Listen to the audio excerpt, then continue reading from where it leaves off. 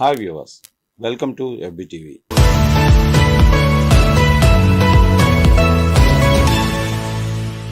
అసలు వక్ఫ్ చట్టం అంటే ఏంటి? కేంద్రం ఏ సవరణలు తీసుకొచ్చింది? అసలు ఈ చట్టాన్ని విపక్షాలు ఎందుకు వ్యతిరేకిస్తున్నాయి? వీటి గురించి ఇప్పుడు మాట్లాడదాం.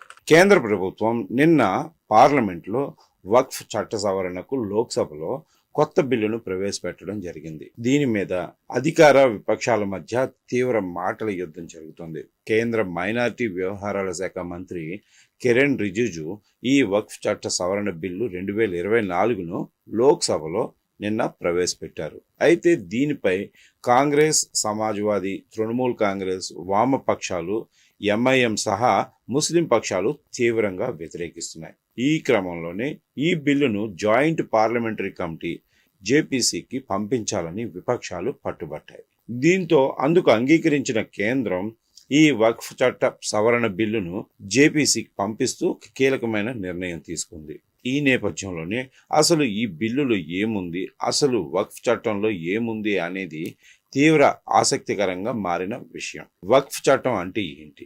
మన దేశానికి స్వాతంత్రం వచ్చిన తర్వాత మొదటిసారిగా 1954లో ఈ వక్ఫ్ చట్టాన్ని అప్పటి ప్రభుత్వం తీసుకొచ్చింది.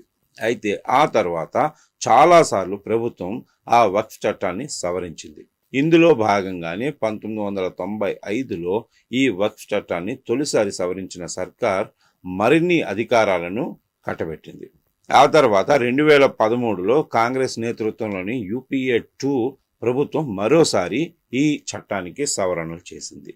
ఈ వక్ఫ్ చట్టంలో పేర్కొన్న నిబంధనల ప్రకారం వక్ఫ్ బోర్డుకు విశేష అధికారాలను కల్పించారు. ఈ బోర్డు నిర్ణయాలను ఏ కోర్టులోనూ సవాల్ చేయలేని విధంగా, ఎవరి ఆస్తులనైనా స్వాధీనం చేసుకునే విధంగా ప్రత్యేక అధికారాలు కల్పించారు. ప్రస్తుతం దేశంలో 30 వరకు వక్ఫ్ బోర్డులు ఉన్నాయి. అయితే తమిళనాడులోని వక్ఫ్ బోర్డు తాజాగా ఒక గ్రామం మొత్తం తమదేనంటూ ప్రకటించడంతో ఇది తీవ్ర వివాదానికి దారితీసింది.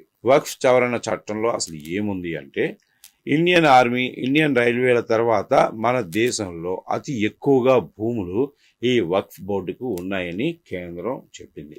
ఈ నేపథ్యంలోనే వక్ఫ్ బోర్డుకు విస్తృత అధికారాలను గత ప్రభుత్వాలు కట్టబెట్టాయని, ఈ వక్ఫ్ బోర్డు ఆస్తులు 2009 సంవత్సరం తర్వాత రెట్టింపయ్యాయని ముసాయిదా బిల్లులో కేంద్ర ప్రభుత్వం పేర్కొంది. దేశంలో ఇతర మతాలకు చెందిన మఠాలకు, అఖారాలకు, ట్రస్టులు, సొసైటీలకు లేని అపరిమితమైన అధికారాలను, స్వతంత్ర హోదాను ఈ వక్ఫ్ బోర్డులకు కట్టబెట్టారని కేంద్రం ప్రతిపాదిత బిల్లులో వివరించింది.